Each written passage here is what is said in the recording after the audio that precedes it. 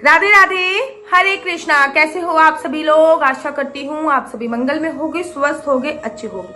अगर आप लोग भी लड्डू गोपाल की ऐसी सेवा करते हैं तो मेरा करवर्द हाथ जोड़कर निवेदन है, मत कीजिए, मुझे लड्डू गोपाल भेज दीजिए। अगर आप लोगों के आस पास, अड़ोस में, पड़ोस में या फिर आपकी नजर में भी कोई अपने बाल गोपाल, लड्डू गोपाल की ऐसी सेवा करते हैं तो उसको जाकर सावधान कीजिए। क्यों?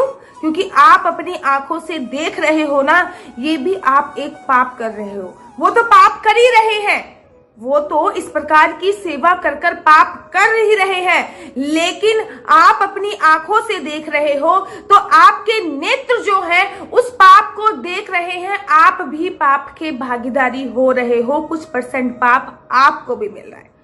आज मैं आपको एक ऐसी सत्य घटना बताने जा रही हूँ जो मेरे साथ, खुद के साथ हुई है। वही बात मैं आज आपको बताने जा रही हूँ कि आपके आस पड़ोस में अगर कोई लड्डू गोपाल की ऐसी सेवा करता है तो कृपया करके उसको रोकिए, पाप के भागीदारी मत कीजिए। एक बार मैं कथा करने गई मध्य प्रदेश के देवास में मैं कथा करने गई थी, मुझे अच्छी तरीके से याद है। तो वो सामूहिक कथा थी, उसमें एक मुख्य जजमान बनाया गया, सामूहिक कथा थी वो। तो जब मैं रोज नित्य प्रतिदिन जजमान के घर पे मैंने स्टे किया था, जब मतलब जजमान के बगल वाला जो घर है उसमें मैंने स्टे किया था, तो मैं नित्य प्रतिदिन जजमान मेरे को गाड़ी भेज देता था, मैं कथा पंडाल तक गाड़ी में बैठ के जाती थी। मेरे पीछे जजमान की गाड़ी जाती थी, पहले मेरी गाड़ी जाती थी, फिर जजमान की गाड़ी जाती थी। तो ये हमारा उस दिन कथा का डे रूटीन चल रहा था। एक दिन क्या हुआ कि जजमान की गाड़ी खराब हो गई और जजमान जिस गाड़ी में मुझे भेजता था उसी गाड़ी में उन्होंने अपनी धर्मपत्नी से कहा कि आप इस गाड़ी में बैठ के चले जाइए दीदी के साथ, और मेरी गाड़ी पता नहीं क्या हो गया, खराब हो गई है, मैं गाड़ी को डलवा के तुरंत कथा पंडाल में पहुंचता हूँ। मैंने भी बोला हाँ आ जाइए, मैं तो अकेले ही जा रही हूँ, आप भी आ जाइए। वो भी मेरी गाड़ी में आकर बैठ गई। अब उनकी गाड़ी से उतरने तक का लेकर मेरी गाड़ी तक का जो सीन हुआ ना, उसने मुझे, मतलब मेरी 5वें दिन की कथा थी, उसने मुझे कथा नहीं करने दिया। मतलब पूरे 5वें दिन की कथा, जिसे कह सकते हैं मेरी डिस्ट्रॉय हो गई, जिसे कह सकते हैं कि मेरा कथा में मन नहीं लगा। मैंने कितनी मुश्किल से वो कथा करी, मेरा मन अत्यंत व्याकुल हो रहा था, मन कर रहा था कि अभी व्यासपीठ से उनके बारे में बहुत कुछ बोल दूं, लेकिन मैं बंधी हुई थी, व्यासपीठ से उनके बारे में नहीं बोल सकती थी। आज भी जब मैं वीडियो बना रही हूँ तो क्या पता वो लोग मेरी वीडियो देखते हो, तो अभी भी मैं उनके बारे में उनका नाम नहीं लूंगी, लेकिन आप लोगों को मैं सावधान करना चाहूंगी। उनके घर पे एक नंबर के लड्डू गोपाल थे। मुझे नहीं पता कि डेली वो पूजा करती थी, नहीं करती थी, ना तो वो मेरे पास आई कभी ये पूछने के लिए, ना ही मैंने उन्हें बताना जरूरी समझा। हाँ, डेली वो लड्डू गोपाल को कथा में लेकर आती थी, लेकर जाती थी, बस मैं इतना ही देखती थी कि वो लड्डू गोपाल को कथा में लेकर आ रही है, और जो व्यासपीठ है, व्यासपीठ के ऊपर जो पोती रखी जाती है उसके ऊपर वो लड्डू गोपाल को बैठा देती है और अपने साथ नित्य ले जाती है। तो मुझे ये अच्छा लगता था कि चलो उनके घर पे लड्डू गोपाल, बाल गोपाल की सेवा हो रही है, मैं देखकर बड़ी प्रसन्न होती। गाड़ी ही बाल गोपाल, लड्डू गोपाल ने ही खराब करवाई हो ताकि मैं उनका दुख, उनकी पीड़ा समझ पाती। वैसे तो भगवान को किसी भी प्रकार की कोई दुख, कोई पीड़ा नहीं होती, ये सब आपके मन का भाव होता है। हुआ क्या, पहले मैं आपको ये बता देती हूँ, फिर आप कहोगे दीदी इतनी देर तक आपने बातें कर ली, आपने बताई दी। एक्चुअली मैं उस टाइम को याद कर रही हूँ ना, तो सच्ची में अभी भी मेरी रोंगटे खड़े हुए हैं। बहुत ही बता नहीं सकती मैं कैसा मेरे को उस समय पे फील हो रहा था जब मैंने ये देखा था दृश्य। जब मैं आप लोगों को बताऊंगी तो शायद आपके भी आंखों से आंसू बहने लगेंगे। हुआ क्या, जजमान की गाड़ी खराब हो गई। जजमान ने अपनी धर्मपत्नी से कहा कि आप आशु दीदी की गाड़ी में बैठ जाइए, उनकी गाड़ी में चले जाइए। तब मुझे पता चला कि उन्होंने अपने लड्डू गोपाल को उठा कैसे रखा था। मैं गाड़ी के बाहर ही खड़ी थी, मैंने कहा हाँ आप मेरी गाड़ी में आके बैठ जाइए, आप उस तरफ बैठ जाइए, मैं थोड़ा खिड़की की तरफ बैठूंगी, सबसे पहले आप ही बैठ जाइए। वो गाड़ी से उतरी, उन्होंने लड्डू गोपाल की गर्दन पकड़ रखी थी। एक नंबर के लड्डू गोपाल थे, उन्होंने ऐसे लड्डू गोपाल की गर्दन पकड़ रखी थी, और जैसे ही उन्होंने गाड़ी का दरवाजा खोला, उसी टाइम पे जब मैंने उनको देखा कि उन्होंने गर्दन पकड़ रखी है, मैं उन्हें टोकने ही वाली थी, रोकने ही वाली थी कि उन्होंने गाड़ी का दरवाजा खोला। और जैसे ही गाड़ी का उन्होंने दरवाजा खोला, मैं एक्सप्लेन भी नहीं कर पा रही, बाल गोपाल, लड्डू गोपाल, मतलब जो टोकरी में थे, उन्होंने ऐसे गर्दन पकड़ रखी थी, पता नहीं क्या हुआ, वो नीचे गिर गए। और उन्होंने फटाफट से उसको मतलब ऐसे ही उठाया और रख लिया, ऐसे मतलब टेढ़ा उन्होंने रख लिया। मतलब ऐसा लग रहा था जैसे कि उनको कोई फर्क नहीं पड़ा हो, उनको बिल्कुल भी कुछ फर्क ही नहीं पड़ा हो। गाड़ी में मैं बैठ गई और थोड़ा सा हम लोग आगे चले तो मैंने उनसे पूछा कि लड्डू गोपाल की सेवा कितने, मतलब मैंने घुमा के बात स्टार्ट करी, ऑन द स्पॉट डायरेक्ट बात स्टार्ट नहीं कर सकती थी क्योंकि उस समय पे मेरा मूड बहुत ज्यादा खराब हो चुका था कि बाल गोपाल की ये कैसी सेवा कर रहे हैं। उनका बच्चा गिर गया है और बहुत जोर की गिरा है और उन्होंने ऐसे ही उठाया और ऐसे ही मतलब टेढ़ा रख लिया। उनको कोई फर्क ही नहीं पड़ा कि उसके चोट लगी होगी कि नहीं लगी होगी या फिर वट एवर जो भी उनके मन का भाव होता है, कैसे उन्होंने लड्डू गोपाल को पकड़ रखा था। फर्स्ट टाइम मैं उनको देख रही थी ऐसा, मुझे तो लगता था कि बहुत सेवा भाव कर रहे होते हैं, बहुत पूजा अर्चना वंदना कर रही होती हैं। बस एक बार उनकी सासू माँ ने मुझे बोला था कि मेरी बहू अच्छी नहीं है, तो मैंने इग्नोर मार दिया था। मैंने कहा था ये तो राष्ट्रीय समस्या है, किसी को ये तो राष्ट्रीय समस्या है भारत की कि सास को बहू अच्छी नहीं मिलती, बहू को सास अच्छी नहीं मिलती। ये भारत की राष्ट्रीय समस्या है, इस पे मुझे डिस्कस ही नहीं करना है। मैं यहाँ पे प्रभु का गुणगान करने के लिए आई हूँ, मैं बस वही कार्य करूंगी। तो उस दिन मैंने देखा कि उनकी बहू ने लड्डू गोपाल को अपने हाथ से पकड़ रखा है, गर्दन से ऐसे पकड़ के लेके आ रही है, टोकरी अलग है। अचानक से दरवाजा खोला और लड्डू गोपाल, गाड़ी का दरवाजा खोला, लड्डू गोपाल गिर गया। उनको कोई फर्क नहीं पड़ा, लड्डू गोपाल को उठा के टोकरी पर उन्होंने ऐसी डाल दिया। मेरे को तो देख के मेरे रोंगटे खड़े हो गए। मेरे को कुछ भी समझ में नहीं आया कि ये उन्होंने क्या किया, कैसे किया। थोड़ी देर के लिए तो मैं ये समझ लीजिए मौन ही हो गई थी। मेरे को कुछ शब्द नहीं निकल रहे थे मेरे मुंह से, मौन स्तब्ध हो गई थी। मेरे को कुछ नहीं समझ में आ रहा था कि ये क्या चल रहा है।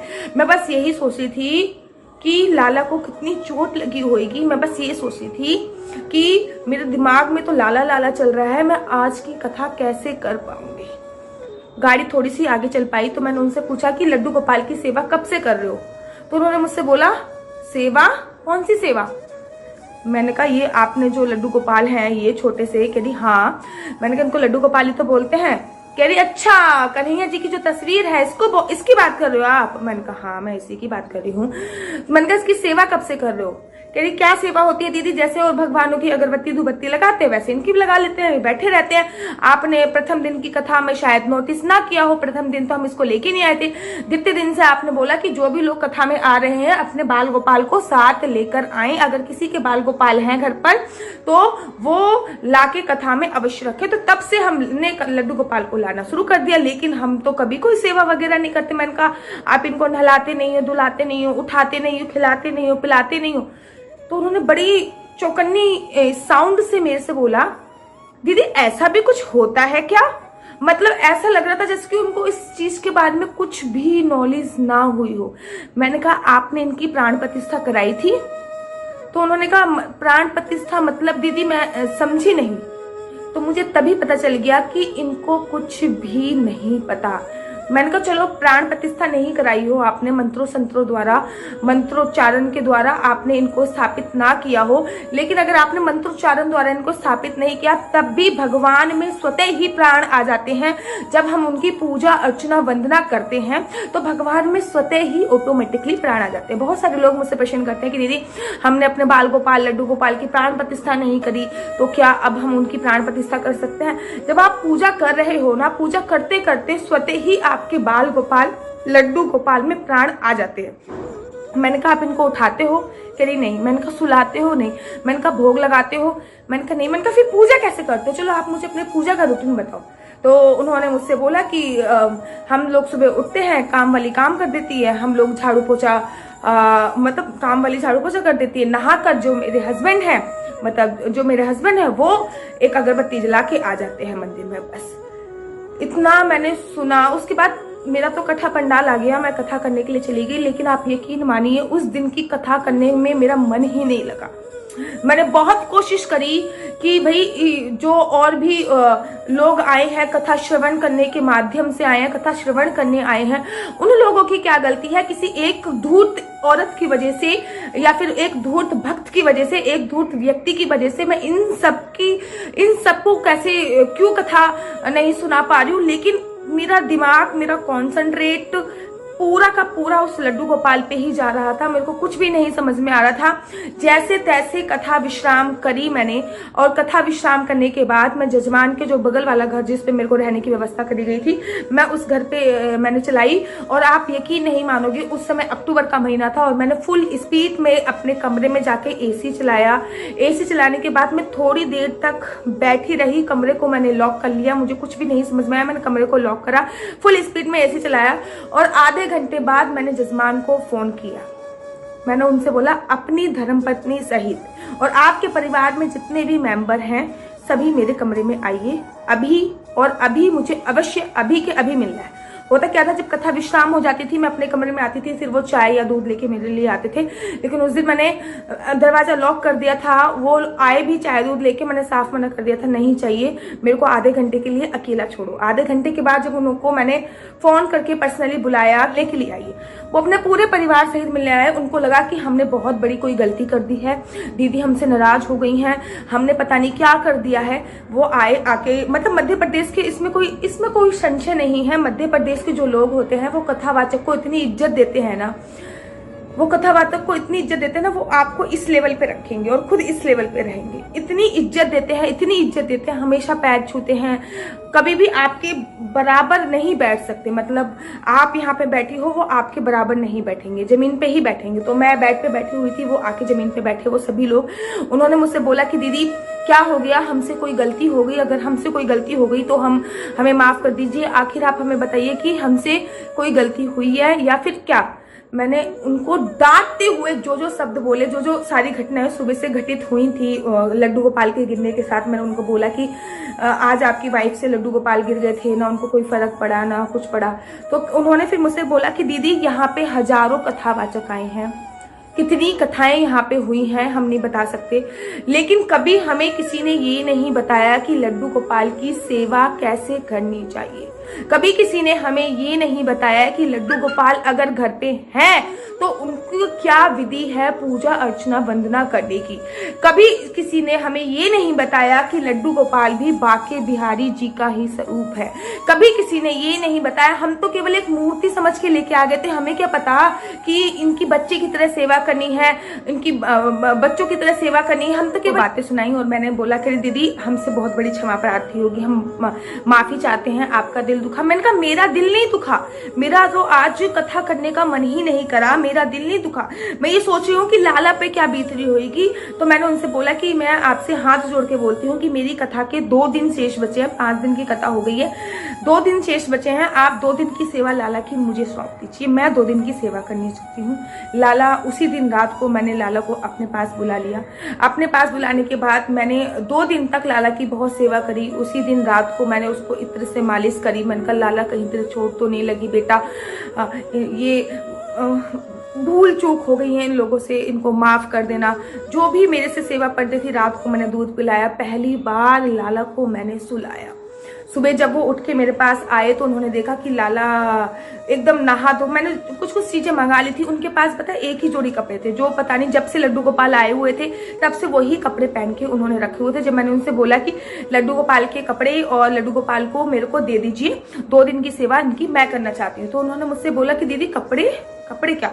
तब मैंने उनसे बोला कि आपका 1 नंबर का लड्डू गोपाल है, आप मार्केट से जाइए, इनके 2-3 जोड़ी कपड़े लेके आइए। जो चीज की मुझे रिक्वायरमेंट थी मैंने वो चीज उनसे वहां पे मंगाई। और वो चीज मंगाने के तत्पश्चात मैंने उस दिन रात को लाला को अपने पास सुलाया और उसकी पूरी अच्छी तरीके से, जैसे मैं इत्र मालिश करती हूँ, इत्र मालिश करी मैंने। अगले दिन सुबह मैंने उसको स्नान कराया, धुलाया, पंचामृत से मैंने उसको स्नान कराया और उसकी मैंने पूजा अर्चना वंदना करी। सुबह जब वो चाय लेके मेरे पास आए कि दीदी आप उठ गए या चाय पी लीजिए, तब उन्होंने देखा कि लड्डू गोपाल बाल गोपाल बैठे हुए हैं। तब उन्होंने मुझसे बोला कि दीदी आज तो ये कुछ बदले से लग रहे हैं। तब मैंने उनसे बोला कि ये अपने चेहरे के हाव भाव हमेशा बदलते हैं, जैसे ही आप उनकी सेवा करोगे वैसे ही ये आपको हाव भाव देंगे। आपसे तो इनकी सेवा होती नहीं है, अब इनको मैं अपने साथ ले जाऊंगी। जब मैंने इनको ये बोला कि इनको मैं अपने साथ ले जाऊंगी, जजमान ने जाके अपनी धर्मपत्नी से कहा, धर्मपत्नी ने अपनी सासू माँ से कहा, सासू माँ ने ससुर से कहा, पूरे परिवार में उनकी मीटिंग बैठने लग गई कि दीदी लड्डू गोपाल को अपने साथ ले जाएगी क्योंकि हमसे लड्डू गोपाल की सेवा नहीं हो रही। उस दिन वो कथा में भी आए, मैंने कथा भी करी और उस दिन लड्डू गोपाल को मैं खुद अपने हाथों से उठाकर कथा पंडाल तक लेके गई, अपने पास अपने से ऊपर उनको बिठाया। कथा बड़ी, उस दिन कथा करने में तो आनंद की प्राप्ति हो गई। 7वें दिन की कथा बहुत अच्छी तरीके से संपन्न हुई। 8वें दिन जजमान ने आके मुझसे बोला, दीदी न जाने 2 दिन से नींद नहीं आ रही है। मैंने कहा क्यों, क्या हो गया? 8वें दिन जब हवन वगैरह हो गया, मेरा चलने का टाइम हो गया, पैकेजिंग का टाइम हो गया, तो जजमान ने आके, मैंने कहा लड्डू गोपाल को तो मैं अपने साथ ले जाऊंगी। तो जजमान ने मुझसे बोला कि दीदी हम क्षमा प्रार्थी हैं, हम आपसे हाथ जोड़कर विनती करते हैं कि बाल गोपाल लड्डू गोपाल को हमें दीजिए, हम आपको आगे से शिकायत का कोई भी मौका नहीं देंगे। 2 दिन से हमारे घर में पता नहीं क्या हो रहा है, परिवार के किसी भी सदस्य को नींद नहीं आ रही है, मन में अजीब सी बेचैनी है, ऐसा लग रहा है कि जैसे हमने कितना बड़ा अपराध कर दिया हो और अजीब सा घर में वातावरण हो गया है। 2 दिन से कथा भी चल रही है, पूजा भी चल रही है, पाठ भी चल रही है, लेकिन फिर भी हमारा मन नहीं लग रहा। तब हमें समझ में आया कि दीदी ने जो बताया है कि बाल गोपाल लड्डू गोपाल की हमने सेवा नहीं करी, बाल गोपाल लड्डू गोपाल नाराज है, 2 दिन से दीदी के पास है और दीदी अपने साथ लेके जा रही है। तब से हमारा मन बहुत ज्यादा व्याकुल है। दीदी हम हाथ जोड़ के आपसे माफी मांगते हैं, हमारे लड्डू गोपाल हमें दे दीजिए, हम इसकी अब ढंग से पूजा करेंगे, अर्चना करेंगे, वंदना करेंगे। मैंने कहा एक शर्त पर मैं आपको दूंगी, मेरे को नित्य इसकी छोटी सी वीडियो क्लिप बना के भेजोगे, मेरे को नित्य इसकी फोटो बना के भेजोगे। ये आज से मैं 2018 की कथा की बात बता रही हूँ। मैंने 2018 में जो कथा करी थी तब की बात बता रही हूँ। उन्होंने 2-3 महीने तक मुझे उसकी लगातार फोटो भेजी, लगातार ये पहना है, आज आपके लड्डू गोपाल ने ये पहना है, आज आपके लड्डू, जबकि उनके घर पे लड्डू गोपाल पिछले 5 साल से थे और 5 साल से उन्होंने केवल एक ही वस्त्र धारण कर रखा था। उसके बाद लड्डू गोपाल की नित्य पूजा अर्चना वंदना होने लग गई, बच्चे की तरह उनको प्यार करने लग गए और दीदी उन्होंने फोन करके मुझसे बहुत बहुत थैंक यू बोला कि दीदी हमारे घर में जो खुशियां हैं वो 10 गुना ज्यादा बढ़ गई हैं। फिर एक बार मेरा मध्य प्रदेश का टूर हुआ और जब मेरा मध्य प्रदेश का टूर हुआ तो दोबारा से मुझे उनके घर पे एक बार जाने का सौभाग्य प्राप्त हुआ। मैंने देखा कि उन्होंने दिन दुगनी रात चौगनी तरक्की कर ली है और लड्डू गोपाल की इतनी सेवा करने लग गए हैं कि एक छोटी सी राधा रानी भी लेके आ गए हैं। और उन्होंने मुझसे रिक्वेस्ट करी कि दीदी इस समय पे हम लड्डू गोपाल की सेवा अर्चना वंदना तो बहुत कर रहे हैं, लेकिन आप इसको एक नाम देके जाइए। जब आप आई हो तो आप हमारे लड्डू गोपाल को एक नाम देके जाइए। अभी तो हम प्यार से लड्डू लड्डू ही बोलते हैं, आप जब आई हो तो इसको एक नाम देके आइए, नाम देके जाइए। तो उस टाइम पे मेरे दिमाग में अचानक से उस टाइम पे नाम आ गया माधव और मैंने उनसे बोल दिया आज से आपके लड्डू गोपाल माधव कह के संबोधित किया जाएगा, आज से आपके लड्डू गोपाल का नाम माधव है। तब से लेकर 4 साल हो गए हैं, मैं कंटिन्यू उनसे टच में हूँ और माधव बहुत अच्छा है और माधव के साथ एक राधा रानी भी आ गई है और उनके घर में बहुत खुशियां हैं। तो मेरा आपसे कहने का तात्पर्य ये है कि अगर आपके आस पड़ोस में भी ऐसी सेवा हो रही है, कोई लड्डू गोपाल ऐसे हैं, मेरे नॉन में भी एक लड्डू गोपाल ऐसे ही थे, मतलब ससुराल के पक्ष में जब उन्होंने मुझे फोन करके पूछा कि हमें इतनी सारी जानकारी नहीं थी तो मैंने उनको भी ये सारी बातें बताई। और भी मैंने बहुत सारे लोगों के घर पे सुना हुआ है कि उनको पता ही नहीं है कि लड्डू गोपाल की प्राण प्रतिष्ठा होती है, वो केवल मूर्ति समझ के उनको लेके आ जाते हैं, उनकी पूजा अर्चना वंदना के बारे में उन लोगों को बिल्कुल भी नहीं पता है। तो जब मैं उनको ये सारी बातें बताई है, अगर आपके आस पड़ोस में भी कुछ ऐसा ही आपको देखने को मिलता है कभी कभी, तो लोग लड्डू गोपाल को अपनी नजरों से दूर करने के लिए इतना कर देते हैं कि पीपल के पेड़ के नीचे छोड़ के आ जाएंगे, मंदिर में छोड़ के आ जाएंगे। क्या आप अपने बच्चे को मंदिर में छोड़ के आ सकते हो? मुझे एक बात बताओ, आप अपने बच्चों को मंदिर में छोड़ के आ जाओगे या फिर आप अपने बच्चों को पीपल के पेड़ के नीचे छोड़ के आ जाओगे? अपने जिगर के टुकड़े को कभी पीपल के नीचे छोड़ के आके देखो, एक दिन के लिए तुम्हारा कलेजा फट के हाथ में आ जाएगा। अरे जो पूरे संसार को चलाता है, जो पूरे संसार का लालन पालन हारण है, उसको कैसे आप पीपल के पेड़ के नीचे छोड़ देते हो या फिर मंदिर में छोड़ के आ जाते हो कि बस हमारी नजरों से दूर हो जाए? वो केवल तुम्हारी नजरों से दूर हो जाते हैं, बाकी अंदर से सोच के देखो, दिल ना दहल उठता है, दिल कांप उठता है। मैं आपसे हाथ जोड़ के बोलती हूँ कि ऐसी सेवा मत कीजिए। अगर आपसे लड्डू गोपाल की सेवा नहीं हो रही है किसी कारणवश, तो आप मुझसे मेरी मेल आईडी पे संपर्क कीजिए, मेरे इंस्टाग्राम पे संपर्क कीजिए और मैं आपको अपना एड्रेस सेंड करूंगी। आप प्लीज लड्डू गोपाल को मुझे सेंड कर दीजिए। मैं बकायदा बड़े बड़े अक्षरों में अपना एड्रेस सेंड करूंगी। आप लड्डू गोपाल को मुझे भेजिए, मैं उनके लड्डू गोपाल की, आपके लड्डू गोपाल की पूजा अर्चना वंदना करूंगी, अपना बच्चा समझकर उसको पालूंगी। लेकिन मैं नहीं चाहती कि हमारे किसी भी देवी देवता का ऐसा अपमान हो, हमारे किसी भी देवी देवता का सम्मान ना हो। तो आज की वीडियो में मेरा बोलने का मन नहीं कर रहा, पता नहीं अंदर से वो सीन याद करते हुए भी बड़ा अजीब सा लग रहा है। फिर भी बस राधे राधे, हरे कृष्णा नहीं बोलूंगी शेयर करो, नहीं बोलूंगी लाइक करो, क्योंकि ये वीडियो लाइक करने वाली नहीं है। लेकिन हाँ, शेयर आप जरूर करो ताकि लोग जागरूक होए। राधे राधे, हरे कृष्णा।